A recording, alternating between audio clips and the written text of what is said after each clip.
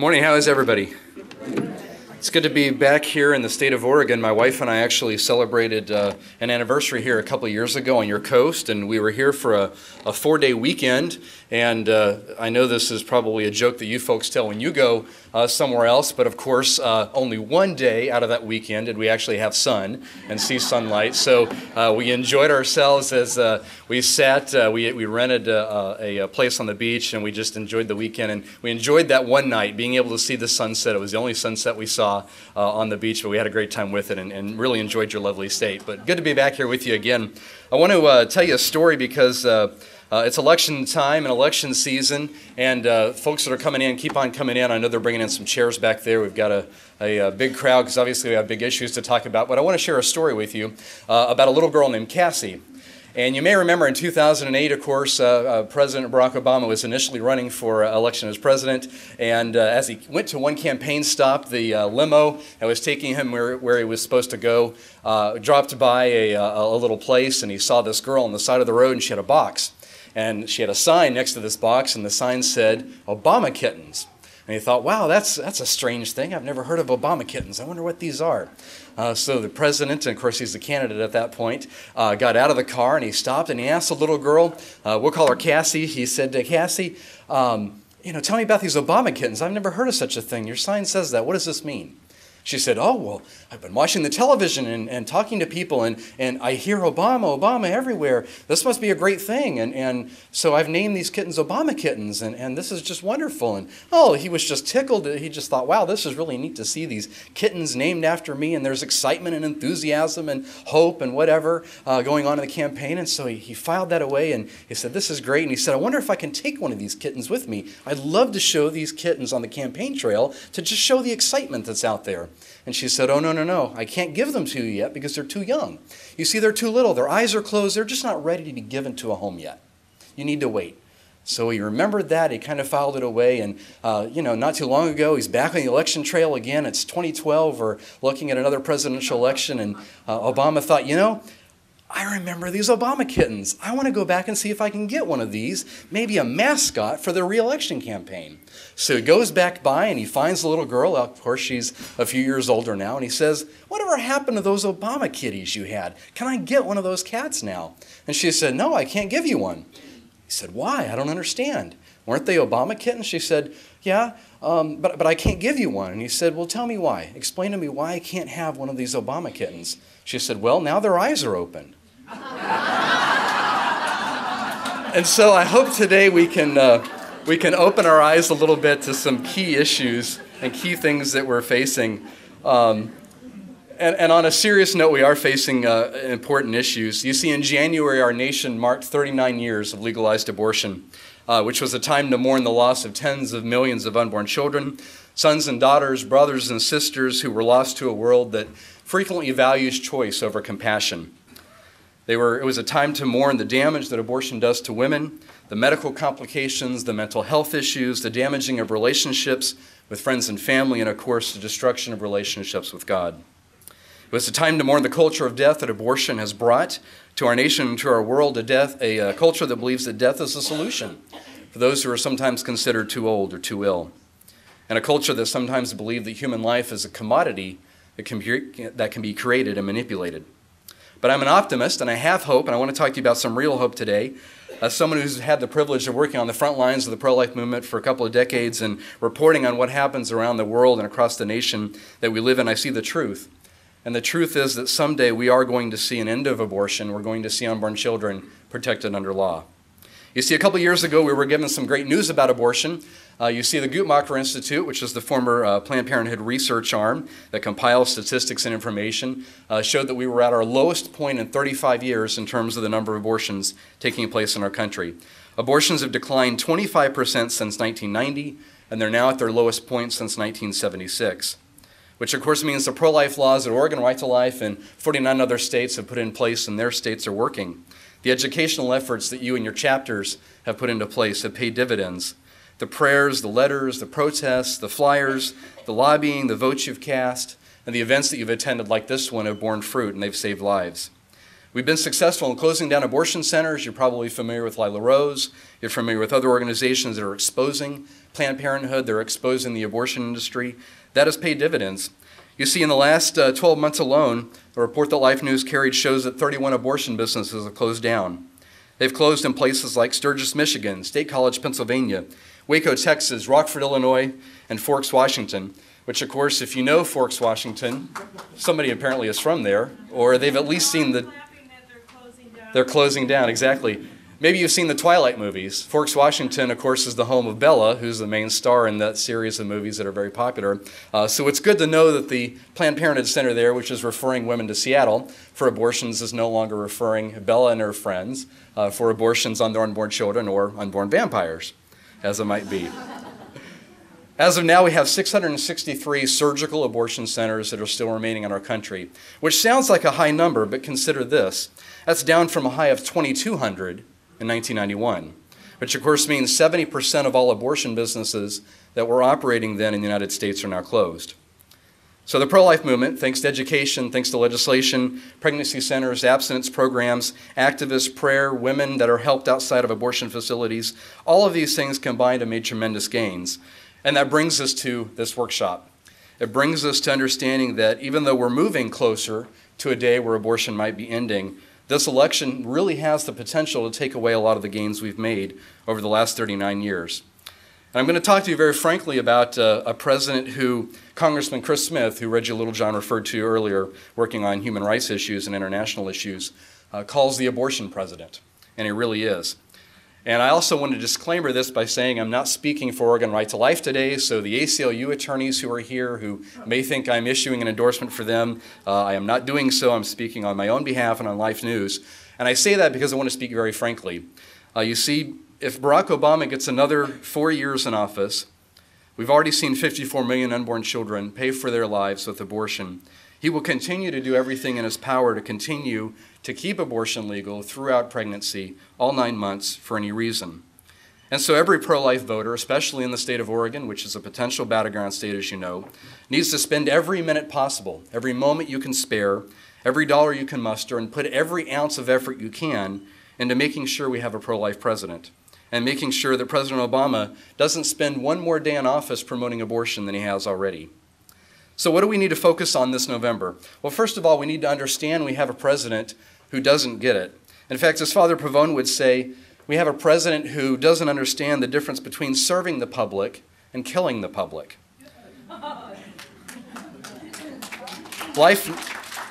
I think it's a great comment because you have to understand what's going on to be able to serve people, and he certainly doesn't.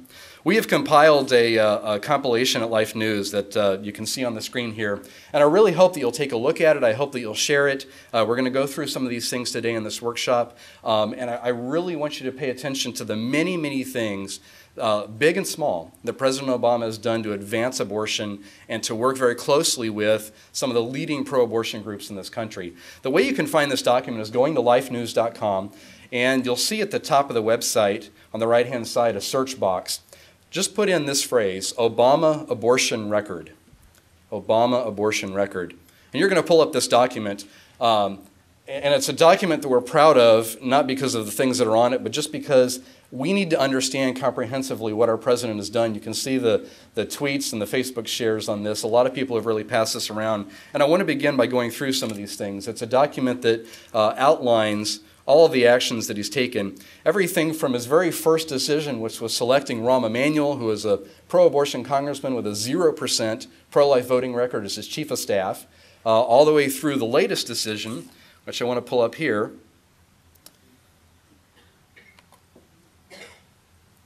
Just on Friday, you think at some point you get a break from Obama pushing abortion. This is Friday. Obama administration hires Planned Parenthood spokesman at HHS. Tate Sy, a guy who is the main spokesman, has been for many years for Planned Parenthood. When you see somebody on the media, on a television interview, in the newspaper representing the Planned Parenthood abortion business, Tate Sy for many years was kind of, I guess, my adversary in some ways. I haven't debated him, but I've kind of been up against him a little bit. He was their main person speaking for Planned Parenthood.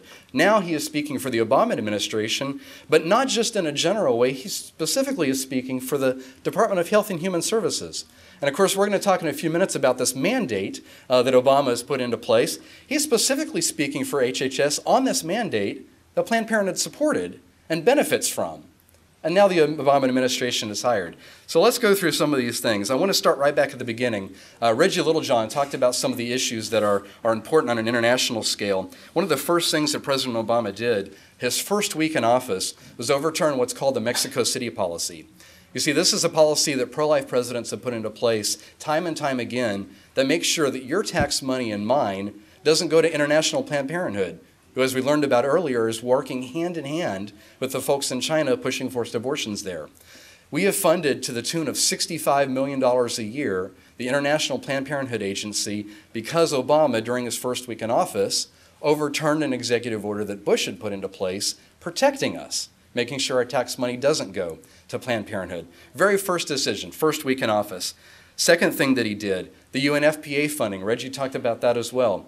Again, millions, tens of millions of dollars going to the United Nations Population Fund. Again, an organization that works hand in hand with the Chinese. In fact, they share offices in some places in China. The UN officials that are pushing family planning and the family planning officials in China that are pushing, as we talked about earlier, forced abortions, working in the same offices and funded with your tax dollars and mine.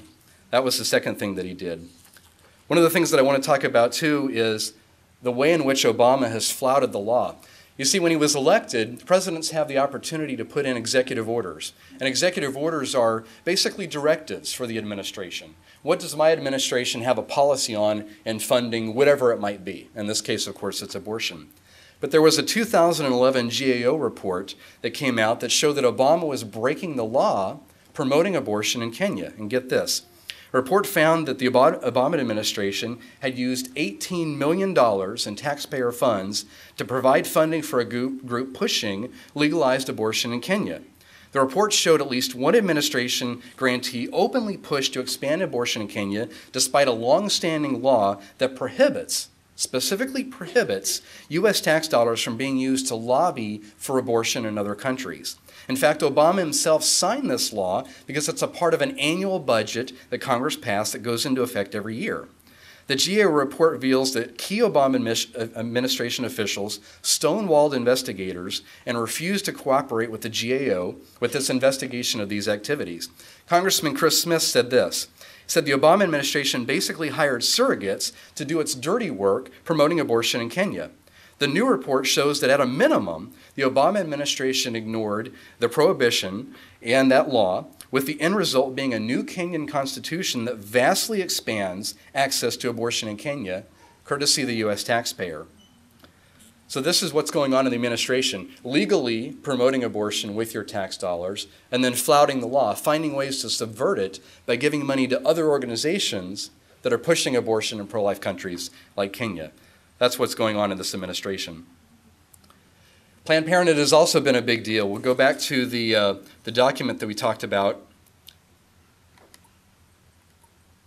If you look through this document, one of the many things that you'll see are things related to Planned Parenthood. You'll find in there instances where former staff members, like we talked about this past Friday, becomes staff members of the organization or of the Obama administration after working for the Planned Parenthood organization. You're going to find lots of listings of meetings that the Obama administration has had with top Planned Parenthood officials. So take a look at those things. You're going to see a lot of those things there. And of course, the biggest one that we've been fighting is Planned Parenthood funding. And so not long after the UNFPA decision, we had a battle in Congress on Planned Parenthood funding. And of course, here's the organization that has endorsed Obama many times, endorsed him in 2008, has already endorsed him again this year, basically trying to defend the taxpayer funding that he gets, hundreds of millions of dollars in taxpayer funds. And Obama is refusing to defund Planned Parenthood. In fact, Speaker John Boehner twice asked him in a private meeting, would you consider defunding Planned Parenthood? You may recall a couple years ago or last year we had this issue of the government maybe shutting down, possibly shutting down. Obama refused twice John Boehner's request to say, we can strike a deal here. We can keep the government operating if you'll agree to defund Planned Parenthood. And twice he said no. But it shouldn't come as a surprise to you that this has happened, because you see Obama is buddy-buddy with America's biggest abortion business. In fact, he's so radically friends with them that the first endorsement that they made was not for Bill Clinton, but was for him. So even though Clinton ran in the 90s and became president, Planned Parenthood never made an endorsement in those races. The very first presidential endorsement they made was for President Obama. And I want to show you a video that has come out, and hopefully our audio and video will work here. This is the relationship they have. It's so good of a relationship that recently, just a month ago, Obama reciprocated his thanks for Planned Parenthood in his own video. Let's see if we can get this to work here. For you, and for most Americans, protecting women's health is a mission that stands above politics. And yet, over the past year, you've had to stand up to politicians who want to deny millions of women the care they rely on and inject themselves into decisions that are best made between a woman and her doctor. Let's be clear here. Women are not an interest group. They're mothers and daughters and sisters and wives. They're half of this country, and they're perfectly capable of making their own choices about their health. So we're grateful that through it all, you never forgot who you're fighting for. The woman with a new lease on life because a mammogram caught her cancer in time. The woman who can sleep easier at night because of a cervical cancer screening. The woman who is able to choose when to start a family because she could afford contraception. So when some professional politicians casually say that they'll get rid of Planned Parenthood, don't forget what they're really talking about. Eliminating the funding for preventive care that millions of women rely on and leaving them to fend for themselves. That's why last year, when Republicans in Congress threatened to shut down the government unless we stopped funding Planned Parenthood, I had a simple answer: no. But we know this debate is far from over. We must continue to send a message loud and clear. If you truly value families, you shouldn't play politics with a woman's health. That's why I know that Planned Parenthood will continue providing care no matter what. I know you'll never stop fighting to protect the health care and the choices that America's women deserve. And as long as I have the privilege of being your president, neither will I. Thanks.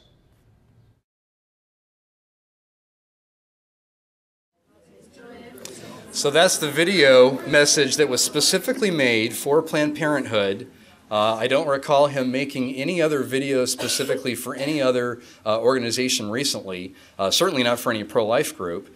But that was the video that he made specifically for Planned Parenthood. A lot of things in this video, and we're gonna cover it here. You probably heard he said he was never going to stop fighting for Planned Parenthood. Hopefully that will be the end of this year, that he'll stop fighting for Planned Parenthood. You'll notice a few things. First, he mentioned another politician who casually would get rid of Planned Parenthood funding. You notice he didn't mention the name of that politician. You can see the name here and see for yourself which politician he's referring to there, who said he would get rid of Planned Parenthood funding. Kind of a campaign message there from Obama right from the get-go. But I want to show you this. Let's see here.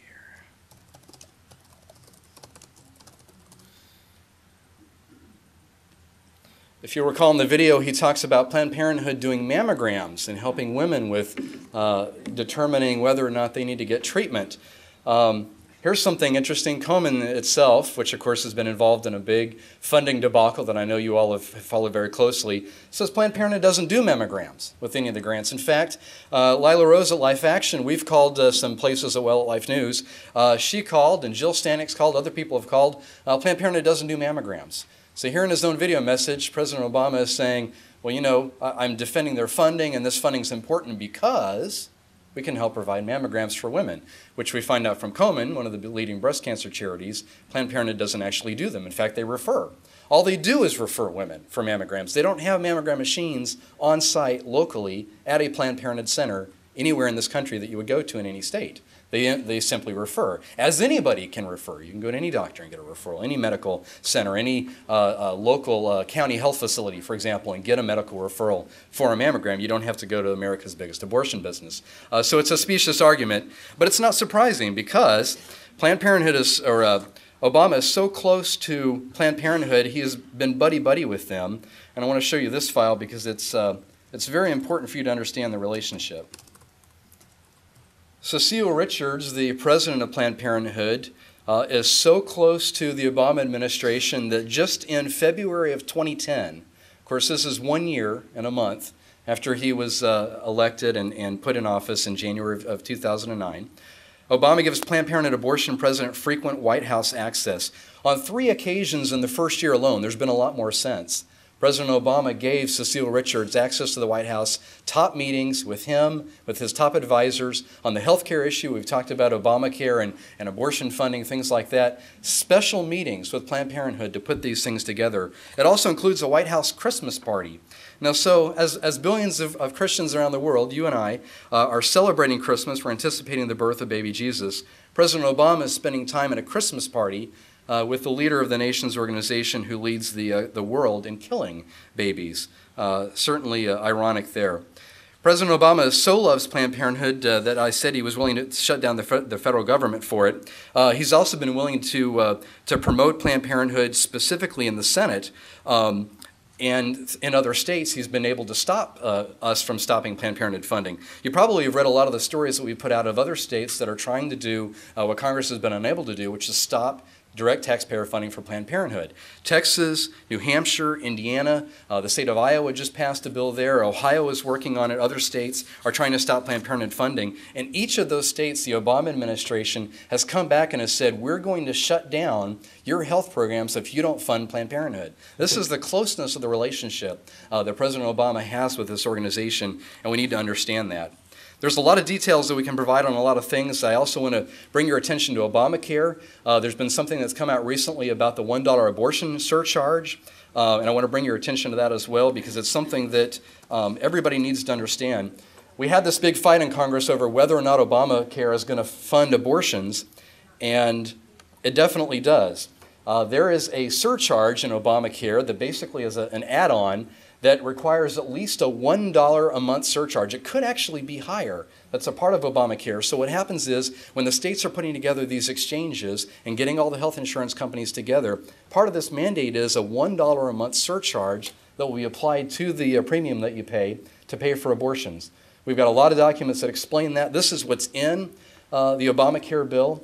And the mandate is also now in the Obamacare bill. And we need to talk about that as well. And I hope that that initial document that I pointed out to you talks a lot about that. And I want you to go through and take the time later to look at that. The mandate is now in place that you probably saw a couple months back. The mandate basically said Catholic, Christian, any religious organization, any religious employer has to provide funding for birth control, sterilizations, contraception, and drugs that can cause abortions for their employees.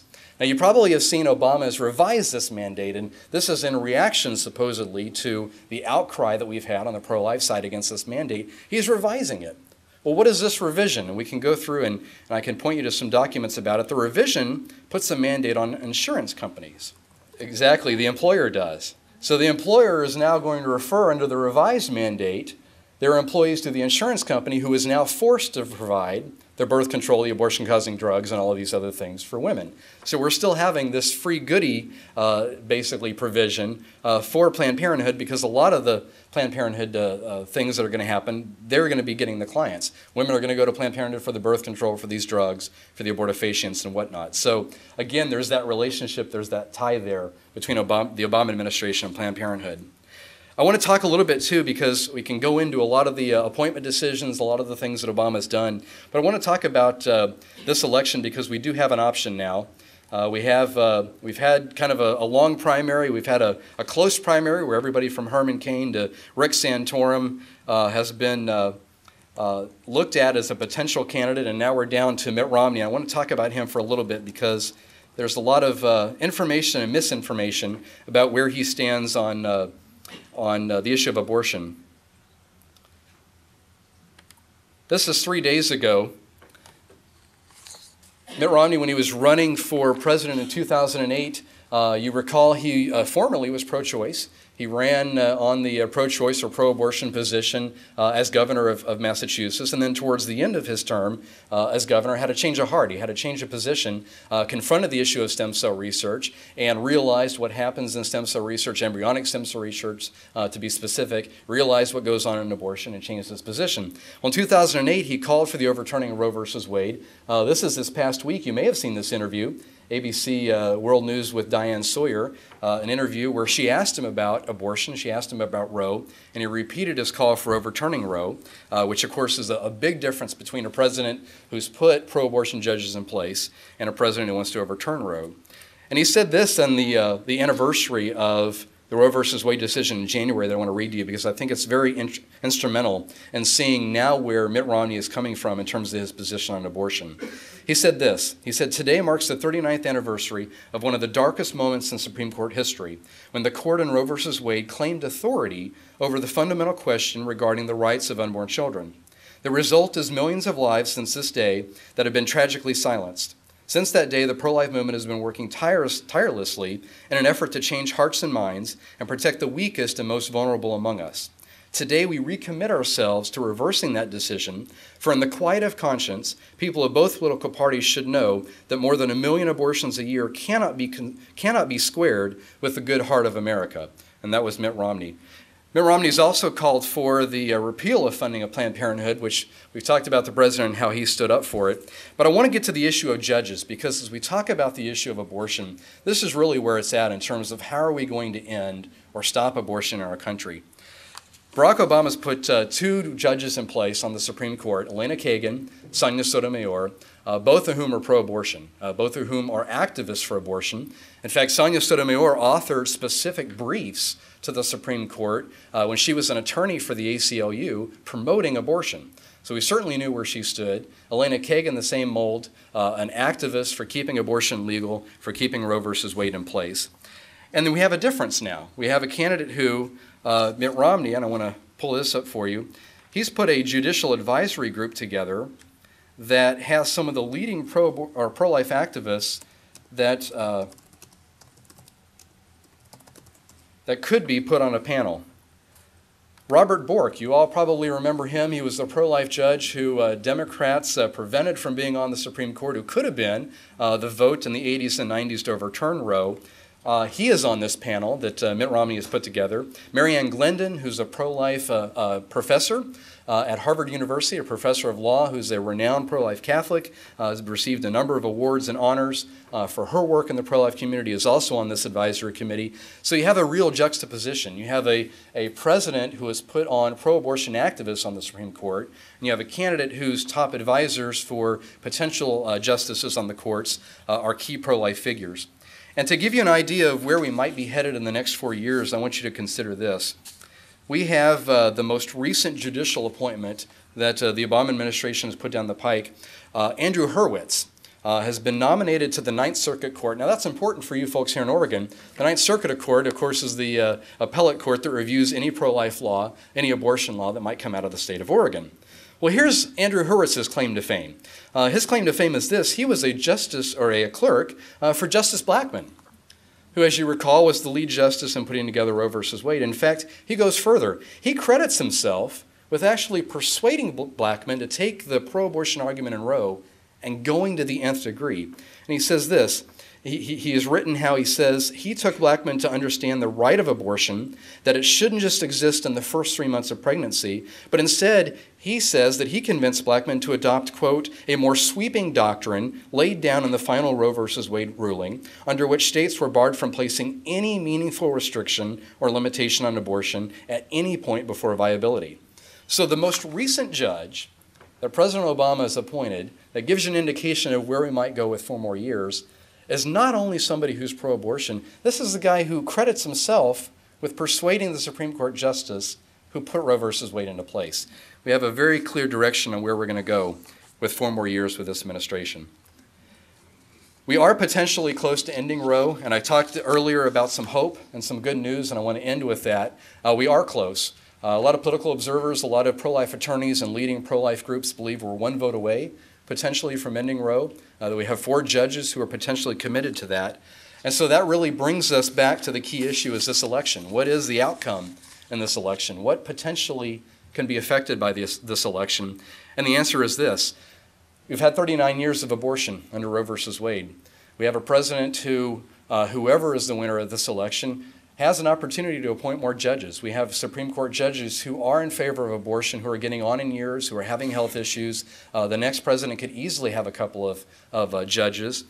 And beyond that, looking at the state of the election, this is an economic election, they say. This is going to be decided about the economy. Most voters are not going to vote based on pro-life issues like you and I might, but this is supposedly an economy-based election, an economic election. Well, what happens if the economy turns around at some point? What happens if we elect a president and then next year or in a couple of years the economy turns around? What happens to the political cycle at that point? Well, whoever is elected, whether President Obama gets 4 more years or whether Mitt Romney becomes the next president, that person will probably inherit the good news of the economy turning around. So what happens in 2016?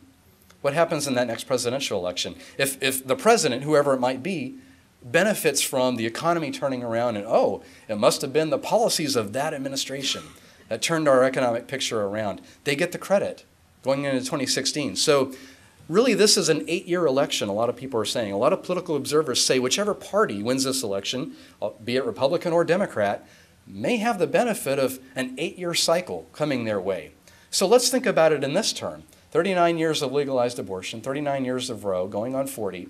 We potentially have 8 years of a president, one party or another, deciding who's going to be on the Supreme Court, deciding who's going to make abortion policy in this country. Do we want a pro-life president selecting those next 2, 3, 4 Supreme Court justices, or do we want a pro-abortion president doing that? And I think the answer is going to be very clear for us. Let me leave you with this, and then I'm going to be happy to take some questions. Roe versus Wade, 7-2 Supreme Court decision, 7-2 against us. We had 2 judges who took the pro-life side, defending the unborn. 7 judges went the other way, putting legalized abortion into place. We're now at 5-4, as I said earlier. We believe we're 1 vote away potentially from overturning Roe. What happens if we get a pro-abortion president for 4 more years and potentially 8 more years, as I talked about a minute ago?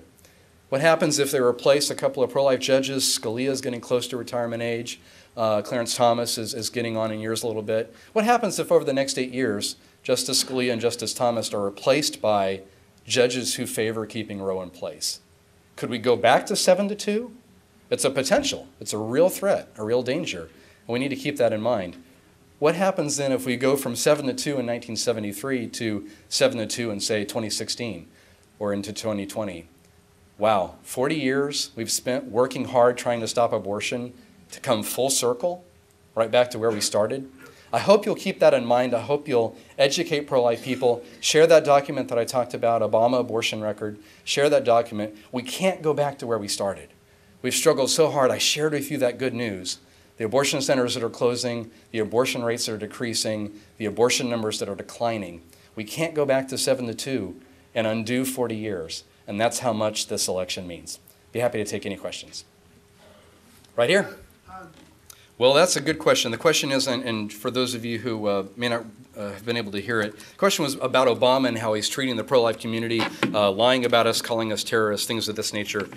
I'm going to take this microphone off so I can walk around a little bit with you. I can't. Apparently I can't take it off. Okay.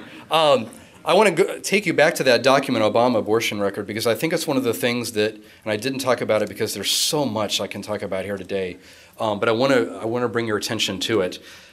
Obama, the Obama administration has been filing these lawsuits against pro-life activists. There was one in Florida recently, a lady named Susan Pine.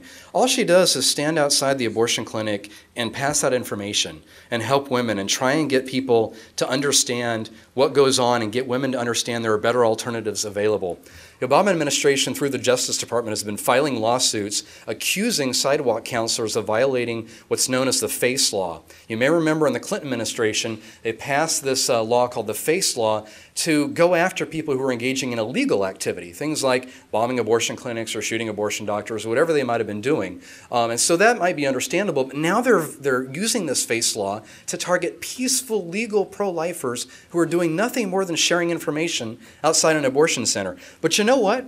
We won a victory, and I want to point you to this. Obama administration forced to pay $120,000 after targeting a pro-lifer. We are winning because pro-life legal organizations like the Alliance Defense Fund and the Thomas More Society are representing these good pro-life people in court. We have a judge who looked at one of these lawsuits that was filed. The judge basically said, this is the craziest case I've ever seen in my courtroom. Why are you, the Obama administration, filing a lawsuit against a peaceful pro-life activist who's doing nothing more than exercising their First Amendment rights to pass that information and inform people? He threw it out and said, you've got to pay this person.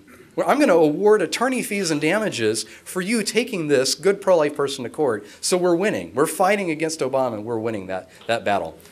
Questions? It really is financial, because what was happening is in Kenya, the question was, just to repeat for those of you in the back who didn't hear it, why would Obama be pushing abortion in Kenya and violating this law, which is called the Surcharge Amendment, violating this law to fund this? It really is funding, because he's trying to make international relationships. This abortion thing was tied to a lot of funding for Kenya and help and support in that nation, which right now, if you follow international politics, has been facing a lot of strife within their country. We're trying to put together a new constitution to end a lot of the battling and literally just killing within that nation, and a lot of other nations in Africa are seeing the same thing, as you know. It really was financial. It was financially motivated, where Obama would go in and say, his administration officials went there, his representative of Kenya went in and said, you know, if you include abortion funding in your document, in this new constitution, we'll give you all of these other things. We'll give you all of this benefit and all of this additional financial assistance for your nation. So it really was financial. So the people of Kenya, even though they're pro-life, they're mostly Catholic and Protestants there. It's a very Christian nation. My uncle was actually a missionary in Kenya, and I talked a lot with him about this battle there. It's a Christian nation, but they felt pressured financially to include abortion because the Obama administration came in and said, there's so much money we can give you for financial assistance if you'll push our agenda. And that's what ultimately happened. Now they have a pro-abortion constitution. They're trying to push back. Other people like Reggie Littlejohn, who do international pro-life work, are trying to get them to push back and teach them how to overcome that and push back against it. So it's been a key battle there. So definitely one to pray about. Right here. That's a good question. The question was, if you didn't hear it, I began the talk talking about hope and real hope, how abortion numbers are declining, the abortion rates declining, and what are those numbers based on? Well, it's a Guttmacher Institute report. Guttmacher, they're pro-abortion, but we trust them for this reason. The health department puts out numbers, the CDC puts out abortion numbers on an annual basis. Those numbers are often incomplete and inaccurate because they're relying on voluntary reporting from abortion businesses to their state health department, and then the state health department reporting those numbers to the Centers for Disease Control. So the numbers are antiquated, they're old, they're usually 5 years behind, they're usually not accurate. In fact, the CDC admits that 5 or 6 states, including California, the biggest in the nation, where obviously more abortions would occur than any other state, that's not even included in their data. So we have to rely on Guttmacher, and the reason their numbers are better is this. They're the abortion industry. Their best friends are Planned Parenthood. Guttmacher was a former Planned Parenthood president, Alan Guttmacher. And so they get their numbers directly from the abortion centers themselves. The numbers actually are more accurate. So now that we've had that understanding, the numbers include mifepristone, which of course is the RU46 abortion drug. So when we talk about 1.2 million abortions a year, we talk about maybe abortions going down and rates and trends, that includes the abortion drug. Doesn't include the morning after pill, but it does include the medicinal, medical abortion drug known as mifepristone. So it is a complete picture in terms of just abortions, but again, not the morning after pill or Plan B or something like that. Question over here. Yes, I heard that. You're absolutely right. The lady here was talking about Texas. They have a law actually that's been upheld in the state of Texas that requires, what happens is before an abortion is done, about 98% of the time, 99% of the time, the abortion center will do an ultrasound. Well, why do they do the ultrasound? They do it because they want to understand what the gestational age of the baby is at the time of the abortion. So they're already doing an ultrasound. A lot of times, you probably have heard the state of Virginia, they had a big battle there a few months ago, and you probably saw in the national news, oh, they're forcing women to have these ultrasounds, and this is terrible. Well, they're not forcing anybody to have an abortion or to have an ultrasound. It's already done. It's already common practice. In fact, there's a study that was done a couple years ago in Planned Parenthood centers about the use of ultrasound before an abortion and when they do it and why they do it. 98% of the time, they do an ultrasound before the abortion. And so what happens in these laws, the question is, will the woman see the ultrasound? Will that image be displayed on the screen for her to see her child, her baby? Most of the time, no. Most of the time, there's no description of what they're seeing on that image. The abortion doctor says it's a blob, it's not a person, whatever he says at that time. And so these laws have come into place now that are requiring them to show the image and a description of that ultrasound to women, which of course is helping lower the number of abortions because as we see in our pregnancy centers, 80-90% of the time when a woman sees an ultrasound of her unborn child, they know it's a baby, they understand a lot better what's going on, and they choose life. So those are definitely good laws. Other questions? Right here in the front. The Obamacare, are you talking about Obamacare, the law itself? Yeah, Obamacare, the law itself went to the Supreme Court. Gail is telling me I need to wrap up. So the last question, it is at the Supreme Court. We talked about the 5-4 number, where we need one more justice to be with us on overturning abortion. That one judge who we're not getting right now is Justice Kennedy. He's not pro-life. He's willing to put limits on abortion in place. You recall he upheld the partial birth abortion ban, but he's with us on a lot of other issues. He's generally conservative. Most people think it's going to be a 5-4 decision, as we've had so many of these at the Supreme Court, and that it will either fully be overturned, which of course is the prayer, or at least the individual mandate will be overturned. We are going to find out in late June. You will know an answer to that in late June. So be looking for that news then. I'm happy to take other questions. Thank you for having me, and God bless you on your day today.